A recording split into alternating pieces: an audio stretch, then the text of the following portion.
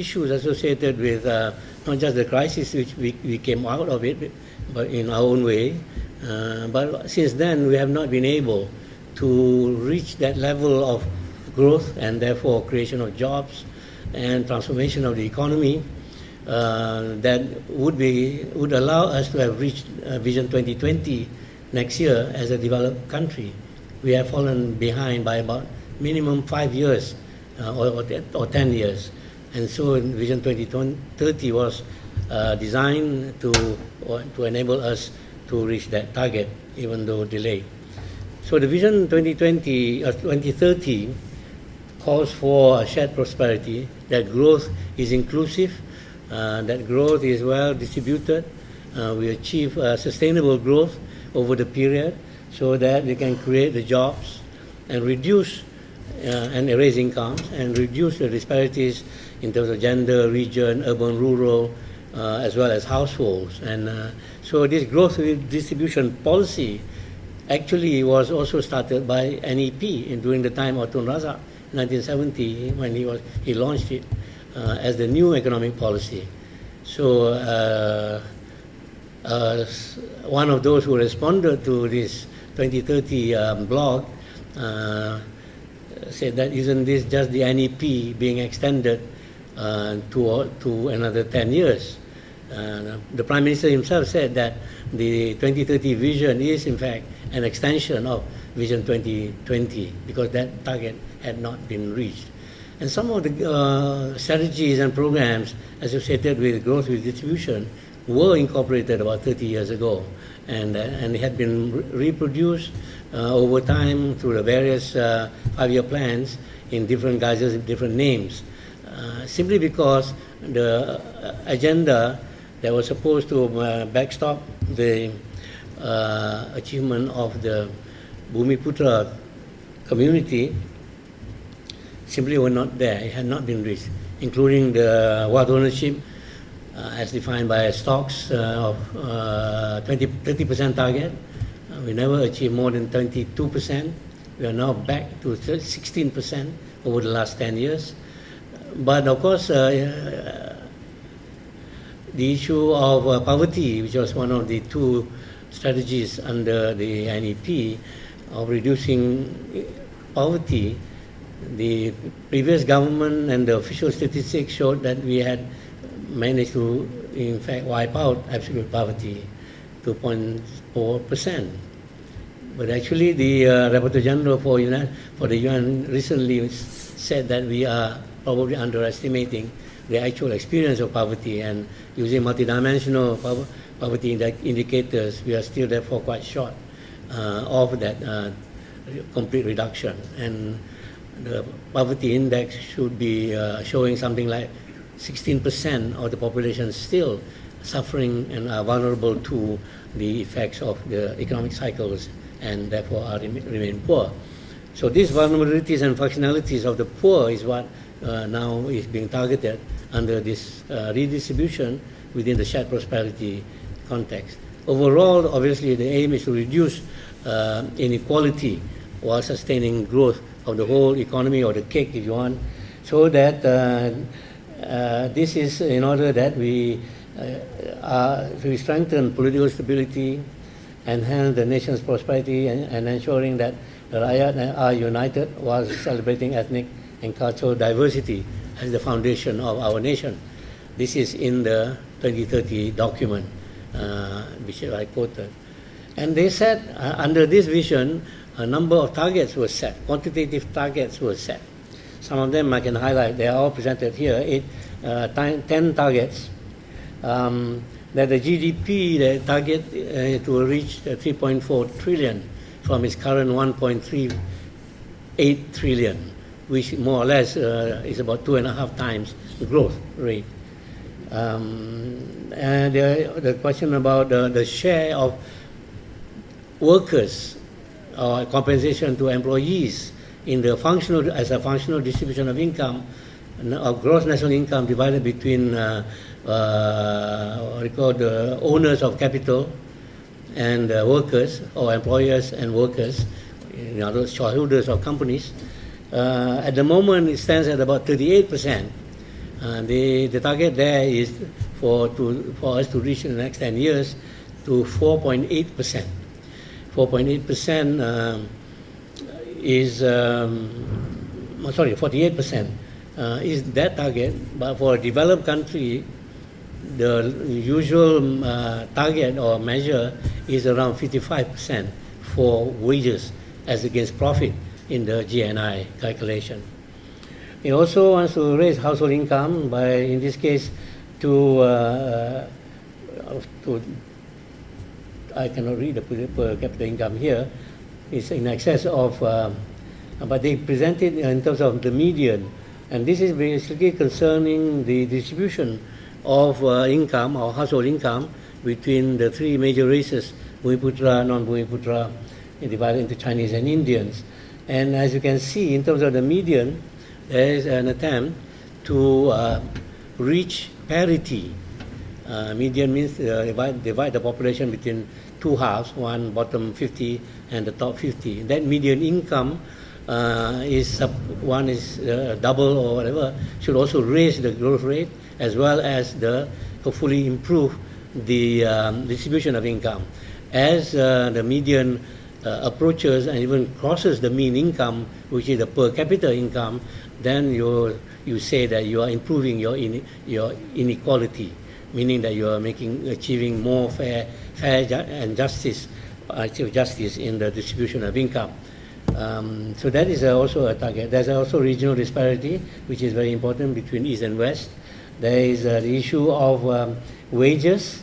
Again, they want the medium wage to be equal across all races. The contribution of Bumiputra enterprise is 20%, which is actually a bit short of the 30% that was targeted earlier in the Vision 2020. Obviously, the next 10 years, they are more modest. But if you want to stick to the NEP target, then there should be you should reach about 30%. I don't know whether they explain that in the text. And the SME at Burman contributes about 36% of GDP.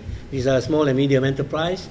The target is to achieve 50% contribution of SME. So there is an emphasis on not just the big players and on the stock market, but also the middle and small scale players, where most of the employment is generated and employment is done. At the same time, the entrepreneurship function that is necessary for an innovating and learning society like ours. Financial assets is again associated with ownership of financial instruments, and we are targeting about a living wage notion, not just medium wage, not just minimum wage, but also a living wage, which is a wage that is more closer to the cost of living index than the minimum index is.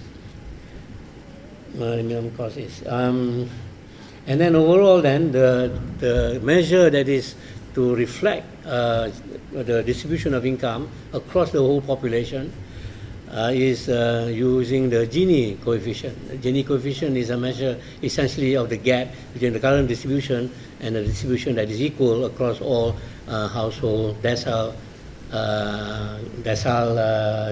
thresholds. That means here they are targeting from the current 0.402%, or 4.02 is a ratio, to, in this case, 0.34, which is of course within the range of developed countries' distribution.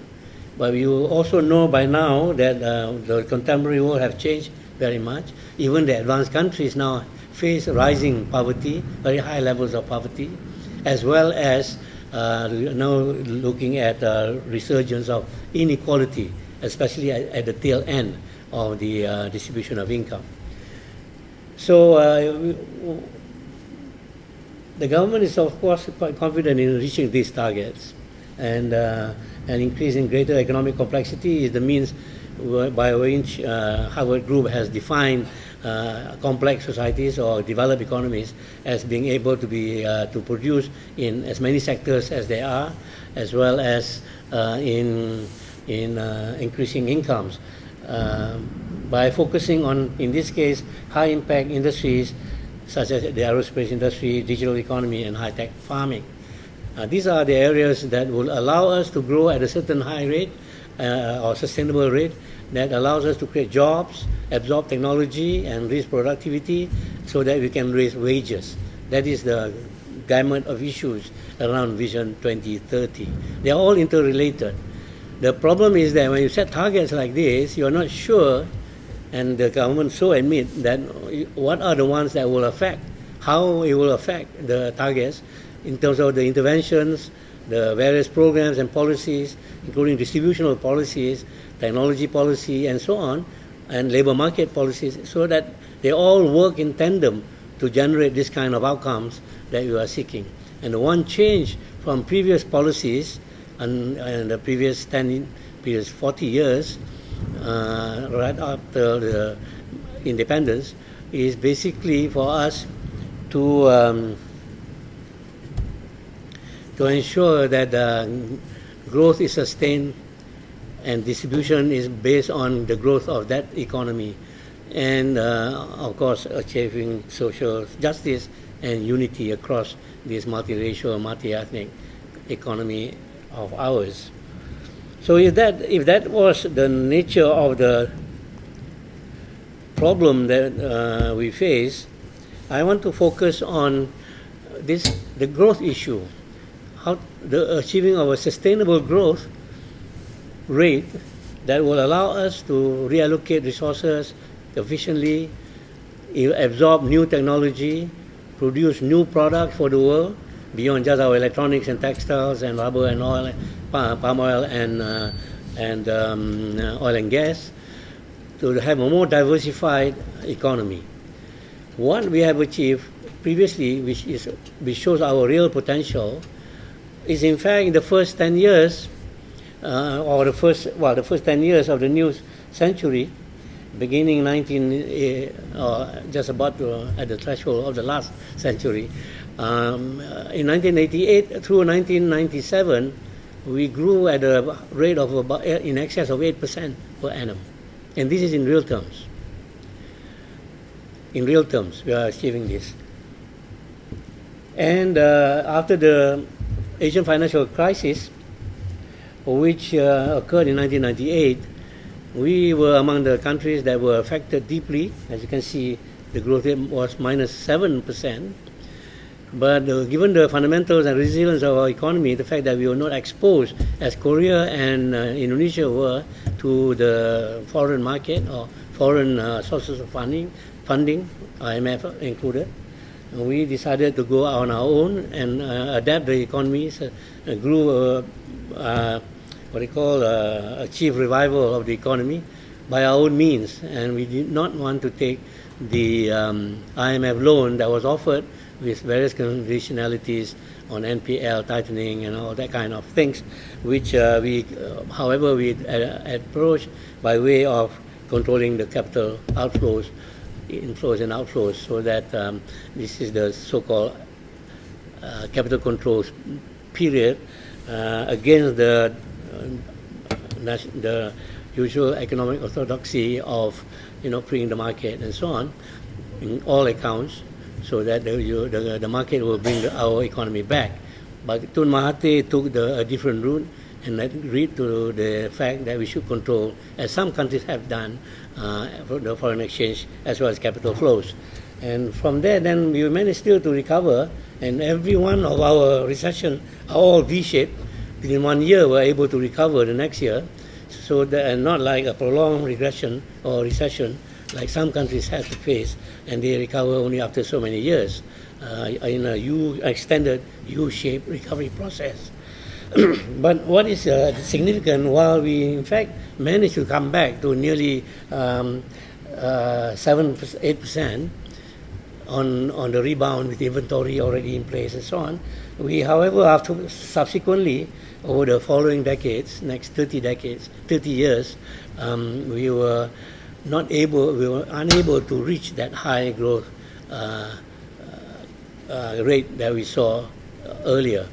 And we had been moving around a trend of 5%, 5 to 5%, and in fact going down to about 4.5%. That's what we are able to do, way below our actual potential for economic growth. And what this implies is that, and then we have been quite, over the last 20 years at least, underperforming what truly we can do. And that was one of the question I asked and tried to answer at the last lecture I gave at the National History Congress last week. And this decline, if we had not arrested it, will probably allow us in that diagram, which is trending downwards, that we may see further declines, especially since next year, 2020, has been cast as a difficult year with a lot of headwinds. Potential of economic shocks is not impossible, but represents the downside to the budget for 2020 that has been presented to us. In this context, the trade war between U.S. and China being our largest market now, while may have reached a standstill, but the tariffs war still remain in place, including the sanctions. And including Malaysia might be sanctioned because if, for instance, we were to just export what we call Chinese goods out and not do anything to add value within our own borders before we are exporting at least 40% value added internally. And we are facing also a problem with the impact of Brexit, which we have not properly analyzed yet. We did analyze the US-China trade war on our economy, and the impact is marginally positive, whereas the whole trade between the two countries, of course, will reduce, and is now affecting the world trade as a whole.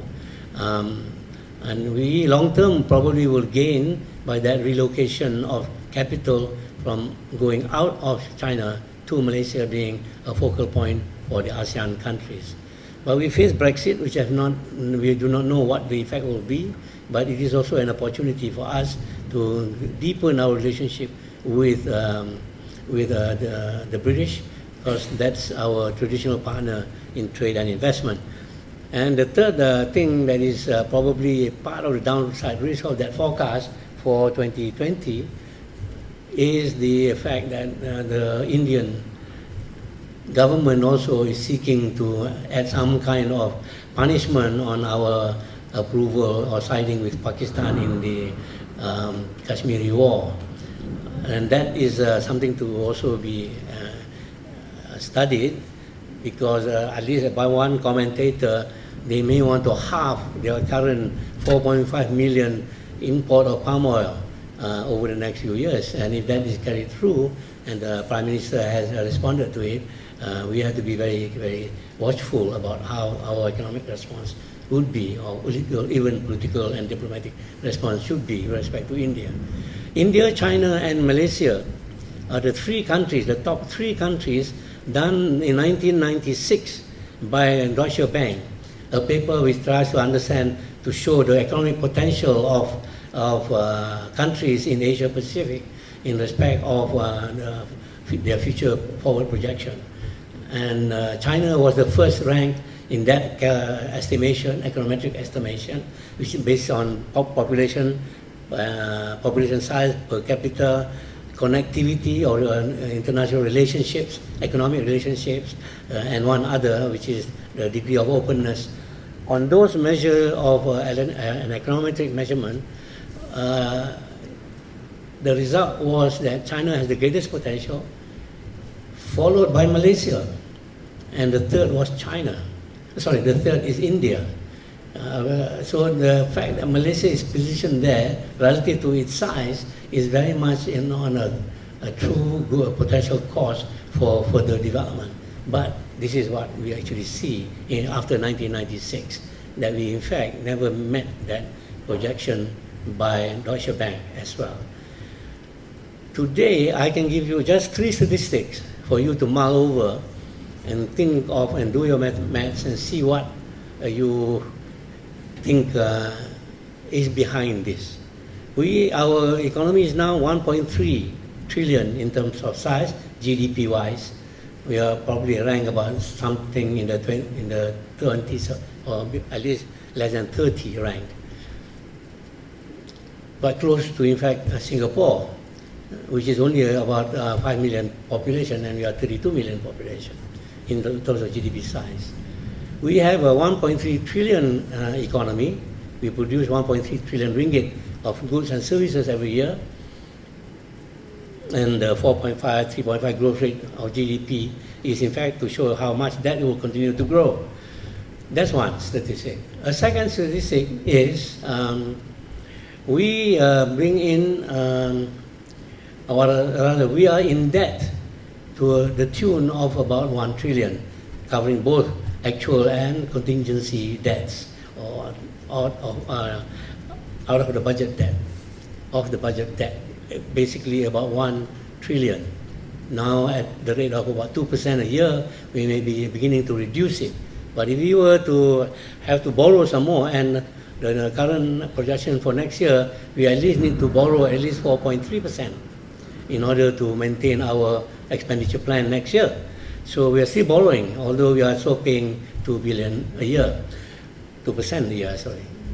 And the third statistic, this creates a triangle, is the fact that, and I gave a figure of 1 trillion ringgit overseas, but Malaysian money overseas, or that has been kept overseas or flowed overseas through capital outflow or capital retrenchment, or whatever you want to use the term, rudely or politely, depending on what you want to show for. Transparency International estimated it at 1.8 trillion Malaysian money overseas, or have outflown through capital flight plus. So in this means that in fact describes exactly what is lost in terms of or the fact that we grow in this pattern over so many years, over the last 10-20 years, below our potential growth line. Our potential growth line is now between 7 to 8%, but we are doing about 4.5% over that period. So if you calculate the difference between 7 to 8%, say take 7 and minus 4.5, that's 2.5 a year of unproductive, or rather underproduced against our potential income to the country. Over 20 years, and 2.5% compound interest will come to about 1 trillion, roughly. You have a check. Plus, of course, you can count inflation as well. So in this context, you find that Vision 2020, as announced by the government, set 4.7% per annum for the next 11 years to reach 1.34 to 3.4 trillion by 2030. If you work backwards, if you take these terms as real terms, then the growth rate would have to be in excess of 7%, not at 4.7%. Even if you use, but the projection at 4.7% will underperform that, or will underachieve that target of 2030, 3.4 trillion in terms of national GDP. So that is in fact the correction that the government has to make sure that the figures are consistent. The difference between 4.7 and the target of 3.4 is what is, in economic terms, the deflator that we use to take into account changing prices from the base year. So even if you take the base year at base year being 2020, or in the case 2019, take that as nominal or as real, they are the same, they are the starting point. And if you take it in real terms, at 4.7, you will underachieve that target of 3.4 trillion. That means that, as explained by the Minister, that you have to, in effect, absorb an inflation rate of about 2.9% to reach that 3.4, because the actual real growth rate will be less than that. This is why we must use same terms, apple for apple. If you use real terms, which is the same as nominal at this starting point, you must end up in real terms. And if you do inflationary in nominal terms, then you go to deflate it to the real terms. And that calculation is therefore wrong. And the conclusion is that 4.7%, you cannot reach the target of 3.4 trillion. You must grow at least at 7.17% or 8% to reach that real target. And if that is the case, then what is the Vision 2030 all about? Because at the growth rate of 4.7 is the same as what we are now seeing this year, 4.9%. Next year also is 4.7%, 4.9%. 2021 may be even at 4.7%, which is the average. That is therefore saying that Vision 2030 is doing the same thing. If you do the same thing, we will reach the target that they have in mind. So there's something wrong somewhere in between. And in our own calculations in MIER, that rate should be about 7% minimum over the next 10 years. And if you want to even use the turnpike theorem, you must accelerate in the first 5 years in order to coast along until the next 5 years. That means the 30th plan.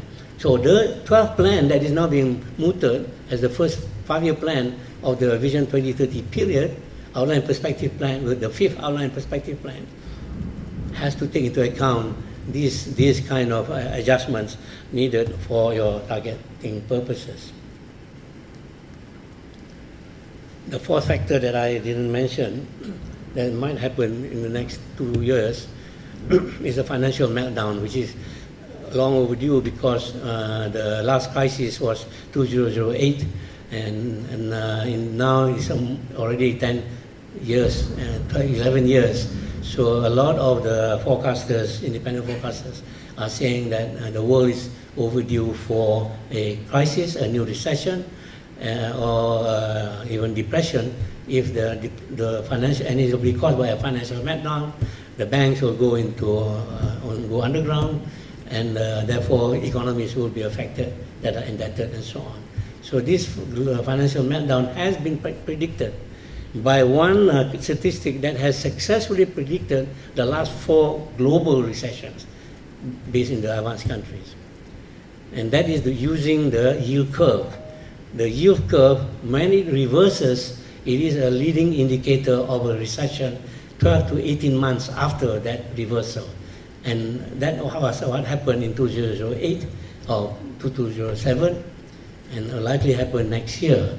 If that yield curve, that is between the yield curve for treasuries, treasury bills, the short-run bills, and the long-term bonds, treasury bonds, is reversed. Usually the yield is higher for the shorter-term bond or instrument, and lower for the, shorter and then higher for the longer term. Now it is reversed, that the longer-term bond rate is getting lower. It's already probably lower than the treasury bill. So that is what is the one indicator that has been proven, and it's something that we have to keep watching. And that was not taken into account even in the budget. So, if we are lagging behind the Koreans and the Taiwanese, which began at the same level in terms of GDP per capita as us, and now, with that, we are now having to play catch up with the rest, with them, as well as keeping ahead of those neighbors like Vietnam, and Indonesia and Thailand that are fast catching up. I asked the question, why has Malaysia underperformed since the Asian financial crisis? Part of that may be due to the fact that we have prematurely de-industrialized from the year 2000 onwards. That is just after the crisis of 1998.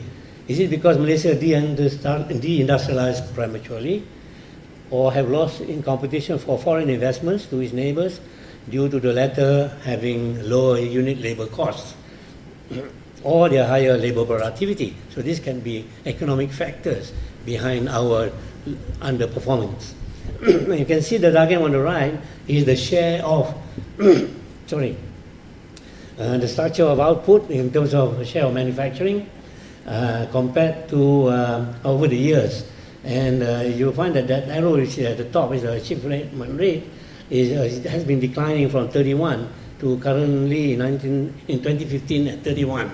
Probably now it's about 20% something. And we have been dependent on foreign labor to sustain our unit labor costs in order to attract foreign capital, which are now going to our neighbors. So we are caught somewhere again in the middle. And in terms of manufacturing output per worker, which is a value-added measure, you can see here that in the share of non-oil GDP, I mean minus oil and gas exports, we have been having this kind of reversal over this period from 35 back to about 20 something here. This again is another indicator. And on the left panel, I show you what are the possible factors. One is the Dutch disease is a possible factor, but that doesn't explain deindustrialization as such. It only explains that we delay because we have resources and we're dependent on Petronas and so on. We and other primary products like palm oil and rubber, we so-called delay the industrialization or did not focus too much on that industrialization through by way of capital deepening, technology absorption, and increasing output per capita or per unit labor. Instead, we focused on over the years on hiring more foreign workers for the plantations, for manufacturing, as well as for construction. So this is one of the key interventions that has to go forward when we want to go forward in Vision 2030. Or maybe, in this case, as I was just trying to explain, that manufacturing labor productivity grows faster than in services, and therefore manufacturing growth in terms of labor tends to fall because labor was becoming more productive in manufacturing. So that may be a reason why when this Professor Rotnick explained in his paper on premature deindustrialization. Or because of lower DFI. Because why we grew so fast in the 1990s was because of the inflow of foreign funds. That means foreign direct investment, mainly from Japan. After the Accord, 1985 Accord, Paris Accord, where the US and yen were being realigned, many firms find that it's more attractive for them to migrate to Malaysia and other countries that are now into their phase of export-led growth. And that's why they keep coming here. After we have adjusted the NEP targets and loosening it by economic liberalization in the 1990s, as well as privatization. And that contributed to the growth. So there's a return of the market, given the state economy before 85 recession was too dominant in the economy. There was an adjustment in the 1990s, which became the National Development Policy and the launch of Vision 2020, which was to regenerate growth so that the cake can continue to grow and therefore redistributed. So we had restarted the engine again. Just as now, in the year 2020, we are restarting the engine of growth to ensure that it grows more than 4.7%, which is a do-nothing or base forecast. Or, of course, of cheaper labor. And we did maintain certain competitiveness in labor costs, but in the end, we lost out to Japan, to Vietnam, Indonesia, and to a certain extent, Thailand. So, what can we do in this context? This is just to also illustrate the gap between our productivity relative to the US, which is considered as one, as the US. This is Malaysia, and this is Singapore.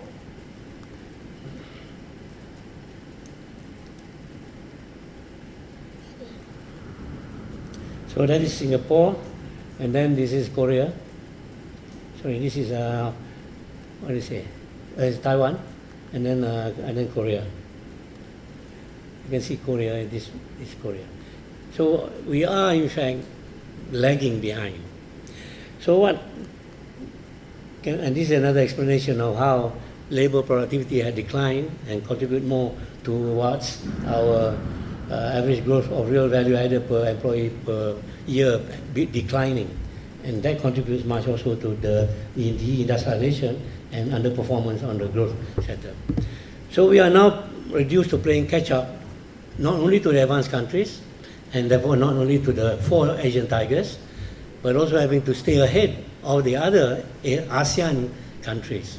And that is a big competition. Unless we change, structurally reform our economy or introduce more foreign labor, I suppose. So, in terms of technology, and that's what I want to focus, and most of our arguments and work in MIER is to focus on this technology catch-up. This is from, in terms of productivity, there is a kind of the leading edge of technology, which combines knowledge and science and technology, basically. This is technology, which is largely coded knowledge, and this is science, which is largely abstract science. As you go forward, scientific enterprise follows, and along the way, we, after we absorb the technology and the knowledge into our labor force, should be moving towards this technology frontier. And so you can do that by going just by way of destroying an old technology for,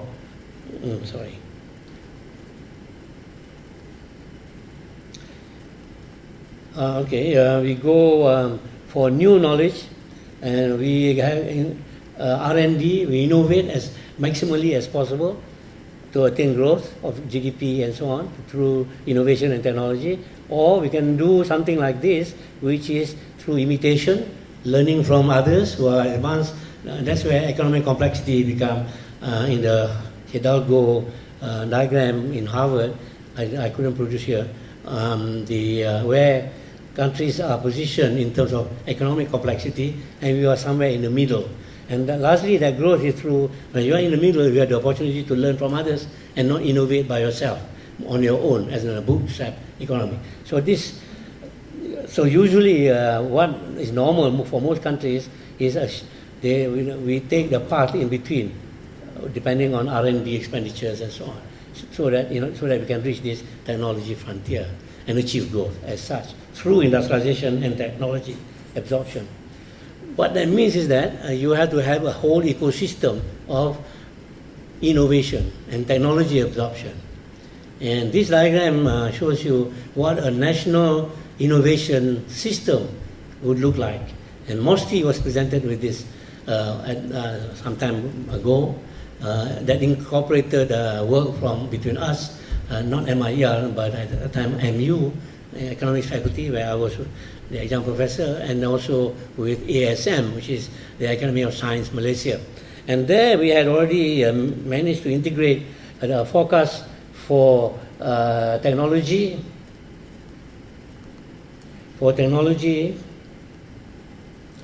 and science, and develop a new growth model based on technology catch-up and leapfrog, and this foresight 2050 was to inform a new industrial master plan, essentially based on this technology catch-up strategy for the economic growth model.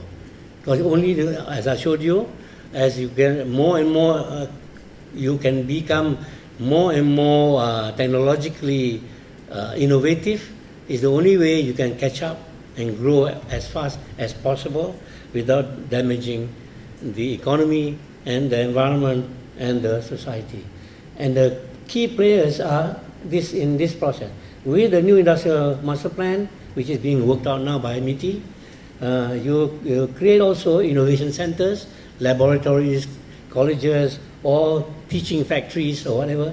These are research, and as in Germany, they have all kinds of research centers, technology parks, and so on. And then this will become innovation nodes, so that you distribute the innovation through the actors, meaning firms and scientists and technologists and entrepreneurs and so on here, and then layer into the workforce. This is essentially called a diffusion of innovation and technology through the workforce. And at that point, the workforce has to be, of course, they of course are part of our market, our consumers, and they are in fact also part of our human capital. This workforce has to be imbued with all kinds of skills, which is why this institutional part, which is the top part of this, are institutional factors that we have to take care of. Institutions are both incentives and structure institution. There may be in terms of policies and incentives or strategies, and you have to have the skill development, human capital development needed to support jobs, create jobs, and then the jobs, income, high income will produce the consumers that will demand the products that are produced by the workforce, and so on. The market is, of course, global. So this is a system that that is the beginning of the so-called technology chain, or technology supply chain. This is development of from the universities, the private sector, through to government and then business. So this quadri-helix program is what defines this area, this whole exercise, as you go down this way, through the nodes.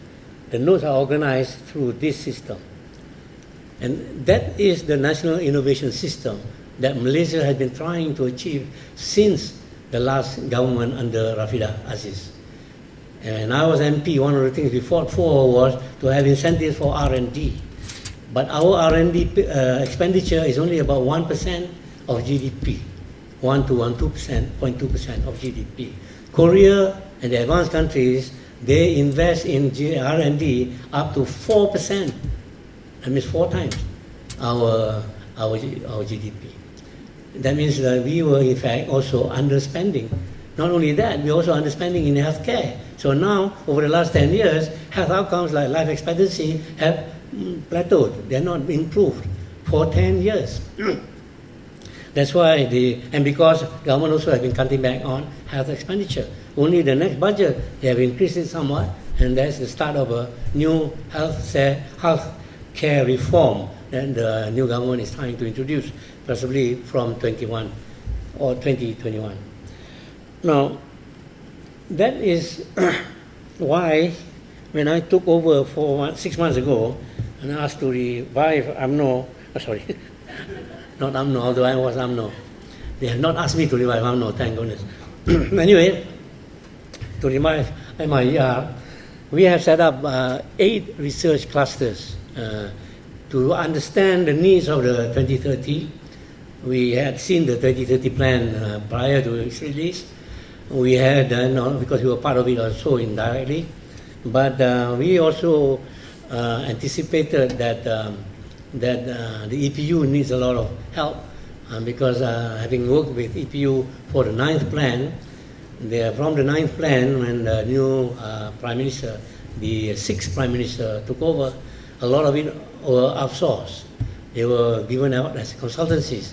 That's why the consulting costs for the previous government shot up to billions of dollars, about 9 billion of outsourced technical support.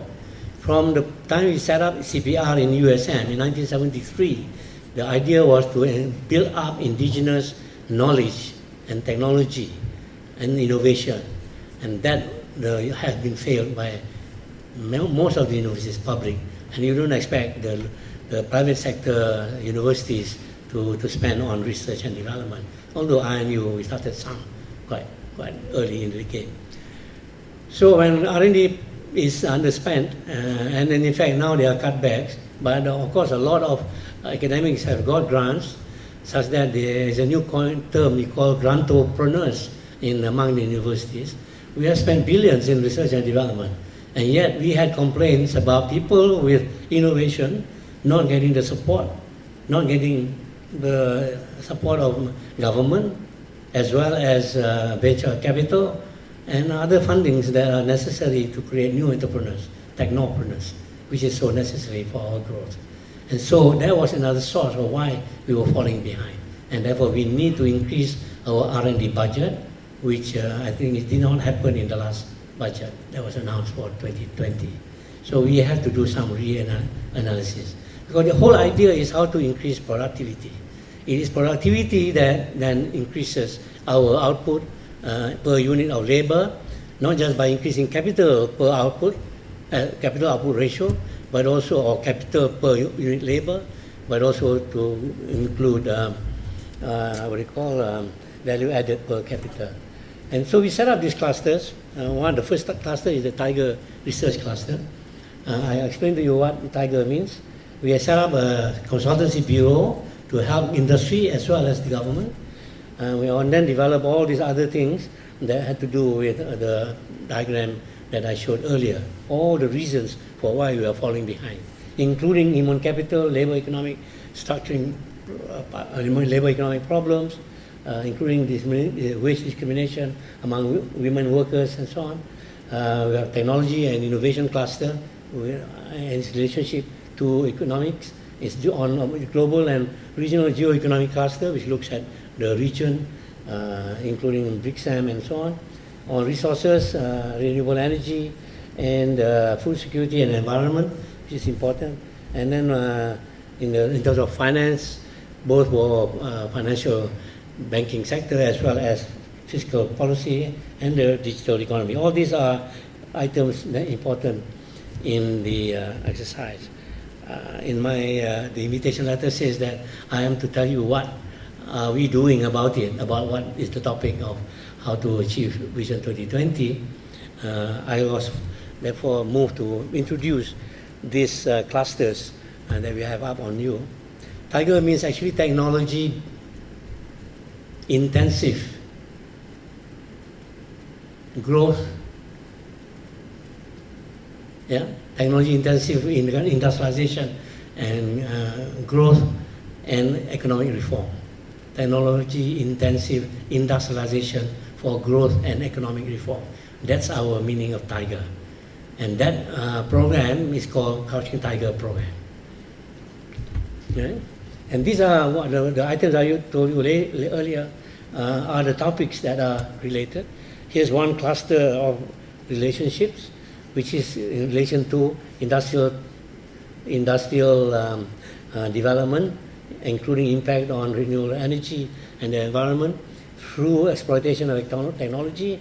Through, in our case, we have selected 7 research programs or 7 investment programs with possible players in this set of projects called Silatutoi. And then also these are a cluster relating to the impact on the whole economy, especially leading to higher wages. Remember, wages was about 38% currently of GDP or GNI. We want the target something like reaching about 45%, where the real target you want to be truly developed is about 55%. So you have got about 10 to 20% that needs growth of the compensation side to labor, and that is why a high wage economy is concerned. Some view that not lacking enough information or knowledge say that the moment you raise wages, you will in fact slow the growth rate because enterprises will have higher costs and therefore will not produce enough in order to meet that growth target. But there is a way, and it has been proven empirically, that higher wages can contribute to growth and better income distribution because of the compensation to labor, because labor productivity will rise, and because productivity rises. So in other words, if productivity rises, labor productivity rises, then wages can rise with it and therefore not cause inflationary impacts that we want to avoid. So that's another group, and this, in the end, this side is concerned with impact on growth and distribution, impact on human capital, skills development and participation of women. That is now about 45%, needs to be raised to 55%, and then what to do about foreign labor, which is related to this whole process. Foreign labor has to obviously be reduced over time. So, with that, then we launched the Crouching Tiger plan, which is a research plan, which mirrors the Economic Planning Unit documentation, consultancy, and also its deliberation on the 12th plan, which is now ongoing, will be intensified next year. And we want to be ready with our analysis as input into that plan, even though it might not be invited. So these are the 8 research groups. They will inform our Crouching Tiger project. It includes this is the part of the Crouching Tiger project. But these research groups will inform our players. These are the facilitators, the enablers. The 2030 Vision project has about 15 facilitators, enablers. We in fact have different bodies that are engaged through MOUs with MIER over the last 4 months. We have about 28 MOUs. Among them, these are the 11. I think now it's about 12, 13. These are the funders, possible funders for these investments in this and other, not listed here. This list now also keep growing, including the oil and gas, which is not new, but new users. This is the funding group that will allow us, or these projects, to be implemented. And these projects are called Silaturahim projects because they represent the 7 leapfrog technology to transform the Malaysian economy. French style, the economy first, the noun at the back. So it becomes Silaturahim. And these 7 technologies are the electric car project, which will change the whole transport mechanism in the country. All of your ICE, internal combustion engine cars, will have to be replaced. In Europe, they say by 2030, 2040, there will be no more ICE cars, but only electric cars and buses, or trains for that matter. So we are going to focus on that. We are also looking at one invention and a patent by a Malaysian professor, Professor Chung, who is now resident in China, working with the Chinese Academy of Science and Technology to produce solid-state hydrogen, which is a form of hydrogen is either in liquid form, compressed, or in gaseous form, or not in solid state. But this invention looks at solid-state hydrogen, and that will change the nature of the economy. And if that is adopted by us, we will convert from an oil and gas carbon-based, hydrocarbon-based economy to a hydrogen economy, cleaner, environmentally friendly, as a leapfrog technology. We also look at 5G. We have completed the national rollout study, which impacts to about 40% growth. 40% is now the current contribution of the digital economy, including 5G and internet and IoT and so on. To 40% of the economy has been estimated as impacted by the internet economy, by the digital economy. In terms of impact on the economy, it's about 8 to 10% growth, depending on the sector that is using this kind of IoT and other 5G facilities. We talk about biojet fuel, which is based on palm oil. This is part of the move to push the oil palm sector, where we are now number 3 in the world to produce more value added in the palm oil sector, by not just increasing the yield and opening more land, although we are not limited, and we depend on Borneo as well as Sumatra to grow more palm oil. We should give up the notion of growing more palm oil, but import those CPO so that we can go downstream. Downstream, there has been traditionally 2 uses of our palm oil. One is as food, the other is as chemical. Either it goes into the food sector or cosmetics and so on. But now with biojet fuel and biodiesel plants, we are going into a 3rd sector for palm oil, which is the energy sector. So there are 3 sectors. Why don't we focus on these 3 sectors in terms of our palm oil, and therefore go into the hundreds of products that can be produced as a byproduct, and still use the byproduct, which is the waste, waste to energy or waste to electricity kind of projects. So WTE projects are part of the downstream project as well. So that's the kind of things that even MARDI or MPOB, for instance, there were a lot of approaches by these scientists and so on. They were just dismissed out of hand. So when MIER announced that we are opening up to new technologies, we have a lot of them coming back. They're saying that we want to do something for Malaysia. How do we go about it? Can we lobby the government? Because previously we have been turned away. The electric bus, there's one monocoque electric bus that is produced by 100% Malaysians, but we still buy Chinese-made bus, even for demonstration purposes. And the 500 buses that are being budgeted for next year, we hope at least this company that is called ABIM and Sync R&D, which is 100% Malaysian, patented as accordingly, pass all the tests to be produced for Malaysia. At least 100 of that 500 will come from our Malaysian-made bus. But the person promoting this has been frustrated for 4 years, knocking all kinds of ministries, and they didn't respond. And so they're about to go to India, and we stop them in time. I'll tell you there are about 10 such scientific technological breakthroughs by Malaysians, including the pen drive is actually a Malaysian breakthrough. It's Penang scientists who developed that pen drive, and it becomes pen drive. Pen is from Penang, do it Penang.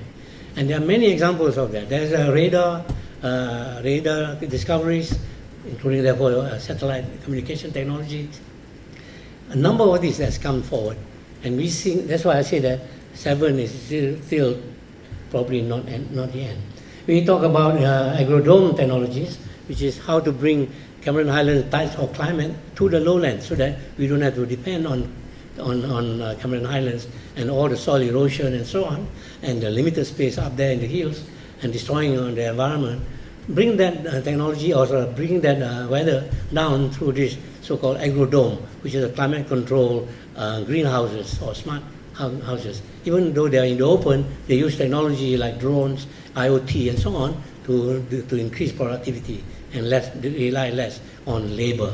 So that is new agricultural technology to reach our food security, our value added to household incomes. And we signed with NASH, National Association of Smallholders, who have got about 150,000 members, 350,000 land, and totaling about 1 million acres of smallholder land that are unutilized. And we are still no regatta as per what our grandfathers did, as well as cutting down of the fruit bunches in palm oil estates using foreign labor. And yet, for 40 years, we have not found a way to mechanize that harvesting of palm oil, nor of tapping of rubber. And China has them. So this is the kind of challenges that face us.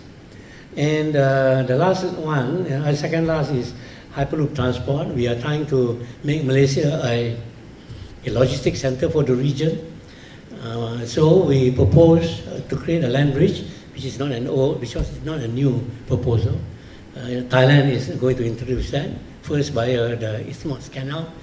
The Isthmus of Kra Canal was mooted as far as maybe 50, 60 years ago, but there were no takers. Maybe Singapore lobby is very strong, but also more importantly, that the powers that be in Thailand recognize that if they were to cut a canal down that isthmus, then the nation will be physically divided into two parts. And therefore, Patani will have a great more reason to try and break away from Thailand and maybe join with Malaysia, as it was before the British divided it between us and the Dutch. So in that context, they are talking about a land bridge also by a high-speed connection. And that group is actually the Malaysian group, which is called Wan Nasir. I want to conclude, but sorry.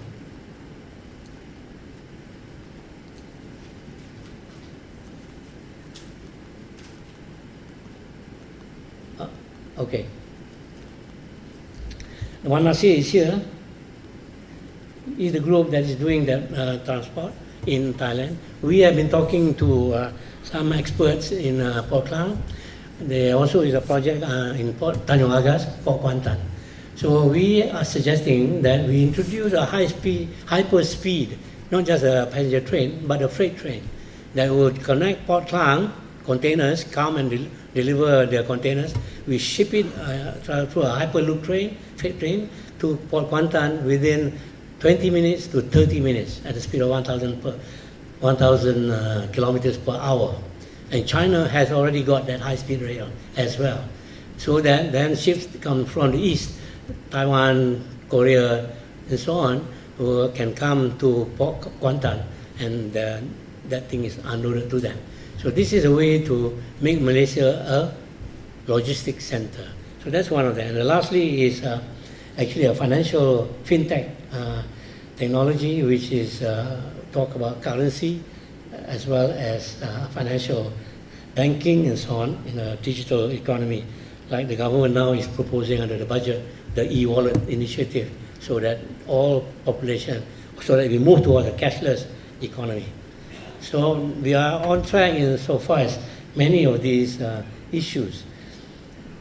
Why are we interested in growth only? Only because growth creates the wealth through enterprise and technology and innovation, creates the value added, and employs the highly skilled labor to increase their productivity and therefore remuneration and wages, so that their incomes rise. And that overall, with that income, right now they are out of pocket at 38% of GDP is household spend on healthcare. When we are supposed to be just paying $1 at the ground, we go to any primary clinic, for $1, you'll be admitted right all the way. But catastrophic financial costs are not covered. And that's why many of the B40 have problems when they have to have cardiac surgery or treatment of stroke victims and so on. So that merely says that the income is not sufficient, and we are already spending out of pocket, even when we have a low income. I got back to that theme. The recent statistics show that of 20 countries, of the advanced countries, they rank in terms of pay or compensation to engineers, so crucial to a technology-based economy. Malaysia is the lowest in that 30 people, the lowest in terms of compensation per engineer. And that is a telling statistic. Doctors are underpaid, overworked, and the whole thing is underfunded. So it is something that we cannot be proud of. And yet we say we are almost on the verge of the fifth tiger way back in 1996-97. And now we are back to square one, trying to become the fifth tiger. So you can see that if you want to also say that basically GDP will lead to better living standards, which is the target for the country, and says growth must be sustainable. Through our work, or rather through the work of Professor Dr. Jamal, who's here, he just joined us. He came up with, together with an international set of studies, with what is called GPI, Genuine Prosperity Index. It was called previously Genuine Progress Index, but because we're talking about shared prosperity policy, we turn it to Genuine Prosperity Index. And this is a measure that covers economics as well as social sphere, as well as and the environment. These are the sustainable development goals, categories. The SDGs are based on these three works. When you talk about growth and the economy and so on, it's largely concerned about here. For the GPI, we developed it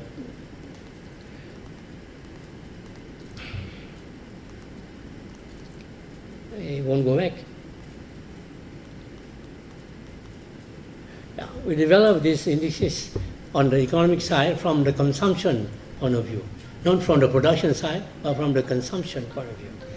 We add that to indicators from the social side, contribution of household workers to this index, and they are listed there in terms of unpaid labor, women, housewives, voluntary activities of the non-government organizations, contribution of skills, higher education, contribution of externalities, including impacts on the environment, which we take more detail in the third segment, and then cost of crime, cost of traffic accidents, all of these, including morbidities, cost of institutional breakdown, which is a polite word of saying corruption and wastage in the public sector, and cost of drug addiction and so on. You take all of those indicators, and then you add it to these environmental measures of biodiversity threats on our biodiversity. You can talk about functions of agriculture, topsoil being eroded, the issue of resource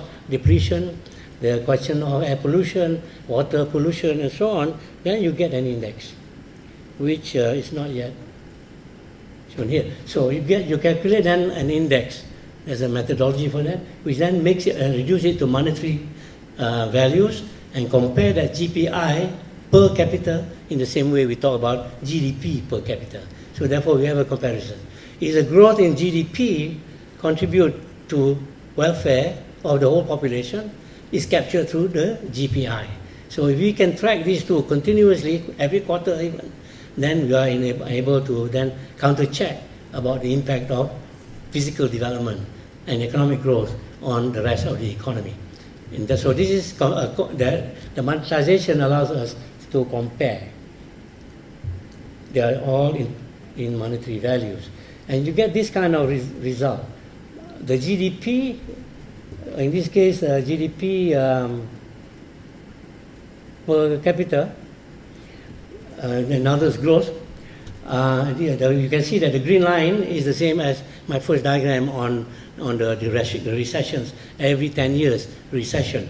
We are in fact about to enter into that next recession, which is likely to be next year, should the downside risk of the forecast done by this as well as the Treasury for the budget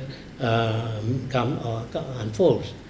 And then the broken line shows the GPI. And you can see that it tracks quite the same, because there is income on the consumption side that is also thrown into the index. So that fluctuation of income or GDP output that is of course will be mirrored in the GPI as well. But it has got all the other things, including, and in emphasize, income distribution. With that income distribution is part of the question of improving the welfare of the people. And reducing the Gini coefficient to 0.32 means that income is shared much equitably between profit and wages, between workers of different sizes, the top 10 against the B40, the middle income expands, which are now is about 22%. We need to grow it to about 35%, to even 40%. And so all of that are captured in the green line, in the broken blue line. And you can see that something here is happening. While in some places the GPI is lower than the in some statements is lower than here, like here for instance, and then here now from the year 2010. Last 10 years, you are here. Here, this period, after the recession of 1999, 1998. But this is very more pronounced that for this period, for instance, the GPI is way above in this case, is below the GPI. The GPI is above the KDNK. Is that correct? Jamal can explain. What this tells us is that basically this is, according to an analysis, very much contributed by the fall in income inequality. Over the last 10 years, that has dropped from 0.42 to 0.40, which is a remarkable fall, more remarkable. Less remarkable if we take into account that the last 2 years there was almost a 1% drop. 0.1% drop is a very large drop in terms of Gini coefficient. It took another 0.1 earlier, 10 years earlier, to reach to 0.41. So this means that at the last 10 years we worry that there might be some kind of doctoring on the statistics that produce this. But here you see that it is higher, just as it was higher here with over the KDNK, simply because of the fact that it takes into account the income distribution. So this was the purpose of this measurement. So people can, especially journalists, can start to understand what is the impact of GDP when you say 0.45 or 4.5, what it means for the rest of the country in terms of welfare, impact on the environment and people and incomes. You can be summarized by the GPI in that definition I mentioned.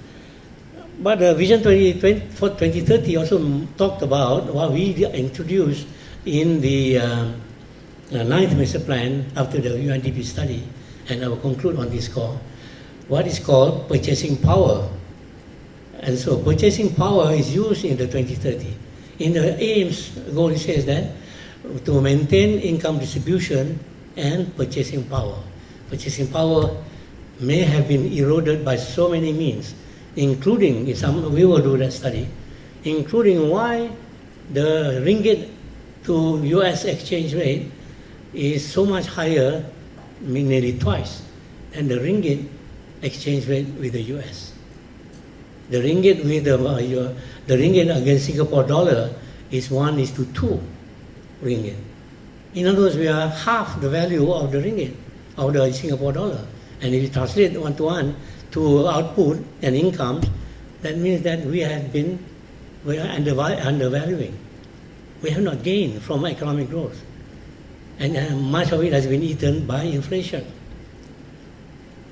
So you don't show that by 2020 you will achieve developed status by inflating nearly 980 billion in order to reach that 3.4%, which is what Vision 2030 document says in the explanation why they had used 4.7%. So somebody has to redo that, and we are in the process of recalculating, but to make sure that the indirect effects are taken into account and not just a straight line projection of growth. So we, in the UNDP report of covering the 9th Malaysia Plan, covering the 10th Malaysia Plan, introduced the notion of a new economic paradigm to understand the distribution side, not the growth side. And the distribution is now, in this case, measured in terms of purchasing power and in real terms. But in this case, the monetary value of purchasing power, whether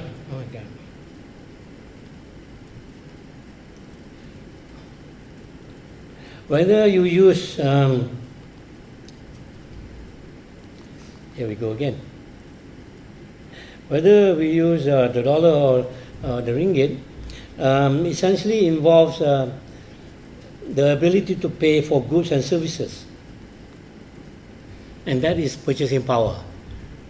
Statistically, they equate the purchasing power of nations by using the purchasing power parity index.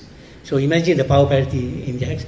In that sense, you adjust for $1 of US dollar, what is the equivalent you spend for the same good in Malaysia. So you create a basket of goods and services, transport included, energy included, housing, and so on. Then that bundle is given a certain value, and then you match that with the developing country which you want to compare currency with. So if that index is based on the notion of purchasing power, how much you can consume and contribute through your consumption of goods and services to your quality of life, part of that purchasing power you also use to invest and to save and invest for future consumption or for future asset. So purchasing power is actually can be factored into 4 contributions. One is wealth effects. If you own an asset, land or house, that is value, that is your savings, and then you can derive what you call tacit income from them.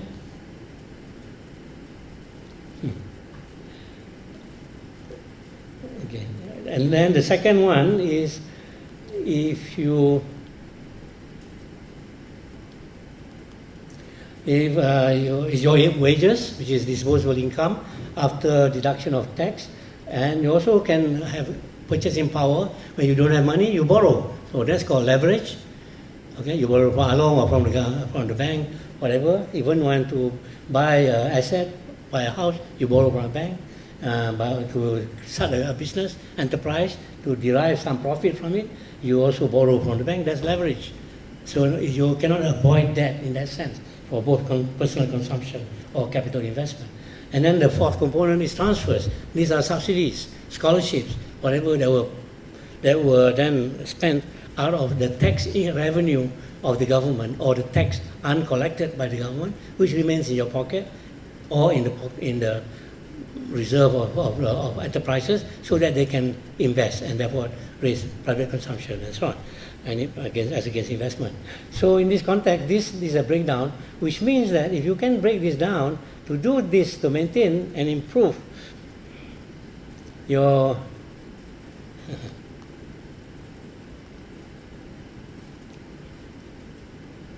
why am I doing? To improve your purchasing power, you have to find policies that must all work together in the same direction, providing the same impact, and that's the right panel.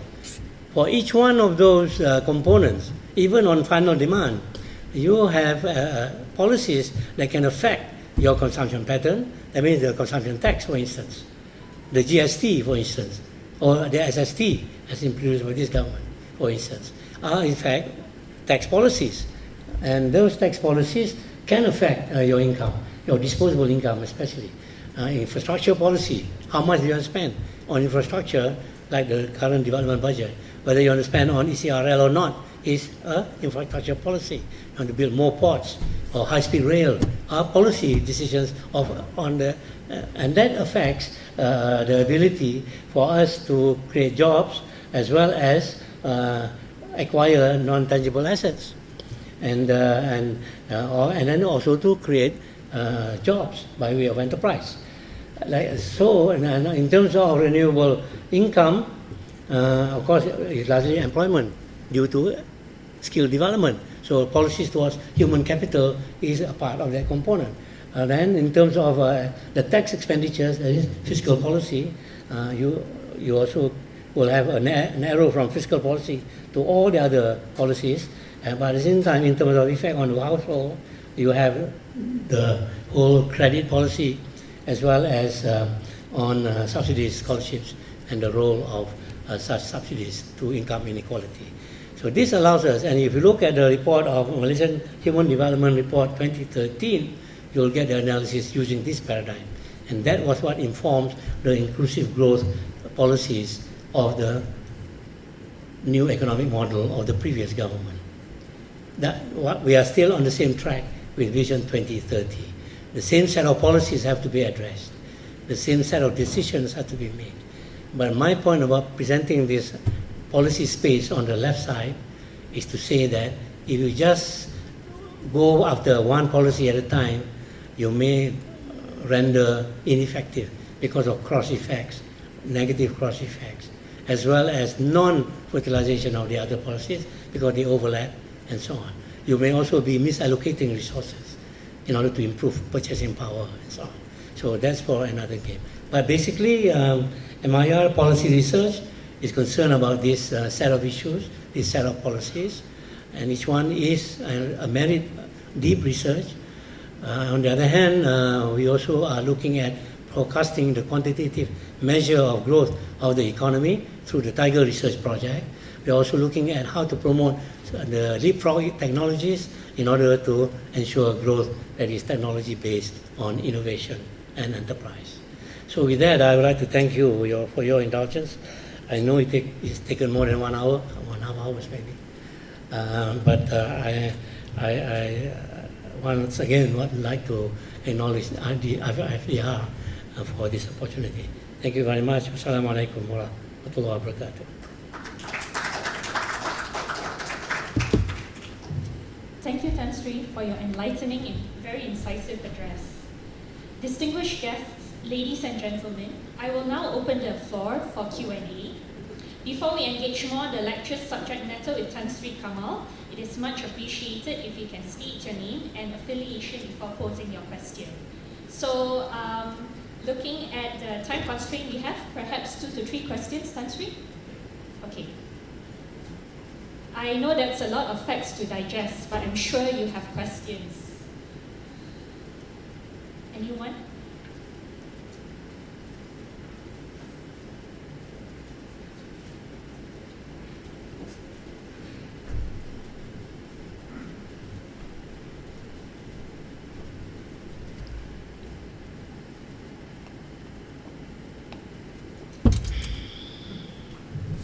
Thank you for the opportunity. Thank you very much, Professor Tan Sri Kamal Salih. My name is Karvinda and I'm from the Ministry of Defense. You taught me USM professor in 1986. It's a pleasure being your student then and a pleasure listening to you today again. The course I took with you was Poor Nations and Rich Nations, Negara Kaya, Negara Miskin. And I think on the macro level, you try to teach us the connection between economics and politics. So basically, that's what I want to, pick your mind on, Professor Tan Sri Datuk. In the three reasons you gave why Malaysia has lagged behind Taiwan, Hong Kong, and South Korea, you gave us three economic reasons. So I'm wondering if there were any political reasons that caused that backlog or that caused us to, be in the situation we are in. Because when you told us about the three data to digest, in my mind I'm thinking that at least two pieces of that data, namely the $1 trillion debt and the $1.8 trillion of economic outflow, I'm thinking that these two facts have political reasons behind it. So basically what I'm asking Tan Sri is that to reach Vision 2030, of course there's a level of economic preparedness, which you spoke about very eloquently and very distinctively. But are there any political initiatives that Malaysia must put in place, must take, so that the political endeavor and the political and economic growth can go hand in hand? So that's my question. Thank you. Thank you very much. I think you have been well taught.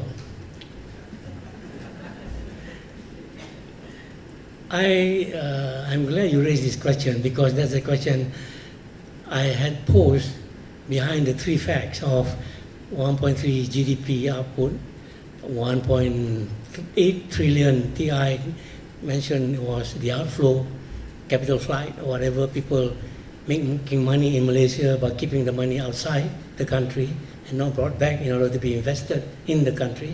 And the third one was the 1 trillion debt that had been identified by the present government. The factors underlying those three, I wanted you all to think about. This is by hindsight, actually. So it's not so clever anticipation on my part. But I did say in the lecture in Mangi the other day that there is a big elephant in the room, which I didn't mention, which you are very much aware of. And the missing factor is corruption, the failure of institutions. That's the political dimension. What I presented are all economic. There are, of course, incentives and institutions involved, companies and listed and unlisted SMEs and so on, but that is the half of the story. There is a political dimension, and that political dimension is to do with the whole question of leakage, corruption, inefficiencies, and so on. In other words, we never got value for the dollar we spent, fully. And that is reflected in the money going outside. If that 1 trillion were to be in fact be used in the country, of course inflation will go up. But you can manage through fiscal policy and good monetary management, which we are known for. Surely we would have doubled our income now. I mean, be as close to 3 trillion that Vision 2020 wanted. And by that time, which is another 10 years of population growth not taken into account, by 2020 next year, we will have been declared. That's why I say that the reason why we would underperform was because of institutional failure. And corruption is a big part of that institutional failure. People not doing the right thing. And so I said that was in that context, why did it happen that way? Is because two things. One, politicians took over the running of the country. Of course they represent the people in a democracy, and there is an executive branch, there is a legislative branch, there is a judicial branch. These three separation of powers. The failure of institutions or institutional failure I told you about, is one of them is the failure in the separation of powers between the three branches of government. And the concentration of monetary power, political power in the executive was what was studied by Terence Gomez of MU in the Notion of Malaysia Inc. 2.0 in that book. And that's because during this period before this, the growth of the GLCs and GLICs was so much as to control the stock market, but they are not trickled down to the population. The money is circulated amongst the GLCs and the government in power. And of course, there's a lot of money flowing. And of course, there's an opportunity and incentive for people to dip into that capital flow. Of course, down below, nothing happens. But the theory that was leading to some of these redistribution issues, that is based entirely on the market forces, and that's why since the 1980s, the World Bank and the IMF said that we must have structural adjustment, let the market play its role, let us privatize, let us liberalize the economy so that the market cannot be held back to produce wealth. What good are those when the wealth are kept within the top 10% of the economy and or are kept overseas to finance banks in overseas, and of course for them to raise their income. So the underlying theory behind that is called the trickling down theory, which means that you put money, capital in the hands of capitalists or those entrepreneurs. Their decisions to invest and to produce output and be consumed by the world will, in fact, through the workforce, will flow down to the lowest level of households. That is the theory over the last 20 years. But, in fact, over the last 30 years. And that was implemented since Reagan. And that was the politics that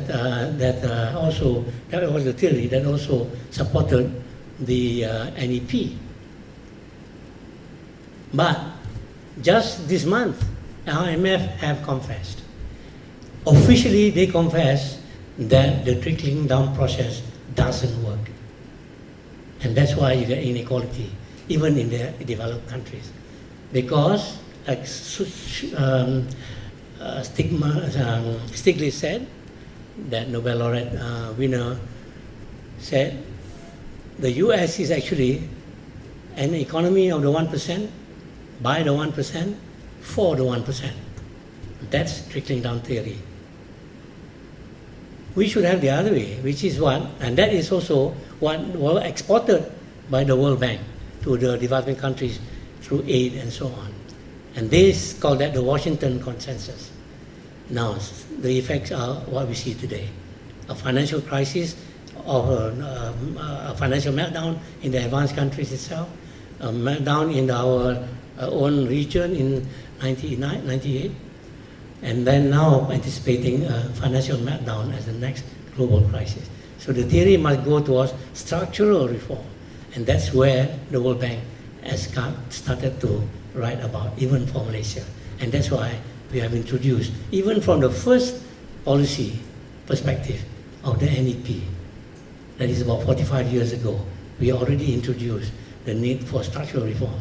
But we were so delayed in actual reform of the economic fundamentals, which we keep on harping. Every government says our economic fundamentals are very strong, but when in fact, underneath it, we are very hollow.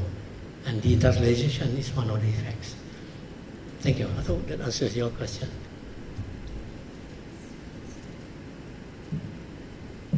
Tan Sri, I'm Hasana from Saputra. I would like to thank you for sharing your thoughts. I agree that for IR and innovations technology is very important. And skillful labor is important for us to overcome lack of productivity, as well as challenges with regard to labor. My question with regard to MIER project just now, I believe in order to ensure that it's sustainable, we have to be on the same page with the respective ministries. So regarding the 7 main projects, I would like to ask you, Tan Sri, as to whether this is overseen by a single umbrella of a government agency or under respective ministries. Because I noticed some of the project involve more than one ministry, so it's cross-cutting. And how you overcome this, and also the MOU will be signed by whom, between MIER and by whom, and how you tackle the element of foreign collaboration with all this good effort. Thank you, Tan Sri. I would like to remind you that what we are doing is from a research perspective. So we have no power over decision making.